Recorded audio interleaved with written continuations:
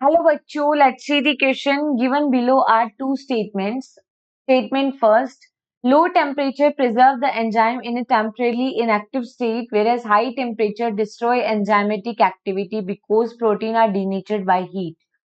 Statement second, when the inhibitor closely resembles the substrate in its molecular structure and inhibit the activity of the enzyme, it is known as the competitive inhibitor.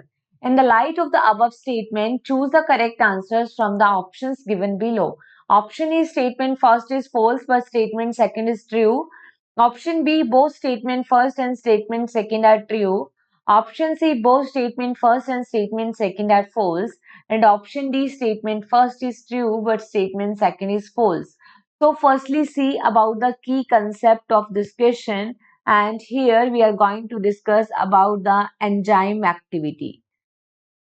अगर हम यहाँ पे बात करें enzyme activity की, तो देखो जो एंजाइम है that is formed by the protein. Enzyme protein से बने होते हैं, ठीक है. Most of the enzymes are made by the protein. और ये प्रोटीन में हम देखते हैं प्रोटीन की टर्शरी स्ट्रक्चर से बनते हैं, क्योंकि प्रोटीन की टर्शरी जो स्ट्रक्चर है that is biologically more active. तो ये बायोलॉजिकली फॉर्म में क्या होती है, एक्टिव होती है. इसलिए एंजाइम प्रोटीन की टर्शरी स्ट्रक्चर से बनते हैं. अगर हम बात करें, अब एंजाइम प्रोटीन से बने हैं, लो टेम्परेचर जब होता है तो एंजाइम इनएक्टिव होते हैं. एट लो टेम्परेचर एंजाइम जो है दे आर इनएक्टिव. बट जैसे ही हाई टेम्परेचर हुआ, हाई टेम्परेचर पर प्रोटीन का ब्रेकडाउन हो जाता है, जिससे फर्दर जो एंजाइम है दे बिकम डीनेचर्ड. ठीक है, एंजाइम डीनेचर्ड हो जाती हैं, they enable to do the function. That's why अगर हम एंजाइम की एक्टिविटी और टेम्परेचर के बीच में ग्राफ देखें, अगर हम एक्स एक्सिस पे टेम्परेचर लें और वाई एक्सिस पर हम एंजाइम की एक्टिविटी देखें, तो हम देखते हैं कि इनिशियली जब टेम्परेचर बढ़ाया जाता है तो धीरे धीरे एंजाइम की एक्टिविटी बढ़ती है, और एक ऑप्टिमम टेम्परेचर पर एंजाइम की एक्टिविटी मैक्सिमम है.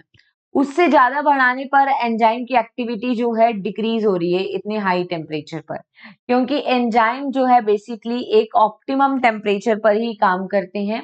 उससे ज्यादा होने पर एंजाइम डीनेचर्ड हो जाता है. अब देखो एंजाइम जो है वो कैसे एक्ट करता है, तो एंजाइम सबस्ट्रेट को अपने साथ बाइंड करता है. एंजाइम जब सबस्ट्रेट के साथ बाइंड होता है तो एंजाइम सबस्ट्रेट कॉम्प्लेक्स, ठीक है, बनता है. फिर एंजाइम सबस्ट्रेट कॉम्प्लेक्स बनने के साथ एंजाइम प्रोडक्ट बन गया, और फिर एट लास्ट एंजाइम प्रोडक्ट को निकाल देता है और एंजाइम फ्री हो जाता है. तो हम देखते हैं कि जो एंजाइम है, इस एंजाइम के पास एक स्पेसिफिक साइट होती है जिसको कहते हैं एक्टिव साइट. इसी एक्टिव साइट से सबस्ट्रेट आके बाइंड होता है. Substrate bind with the active site.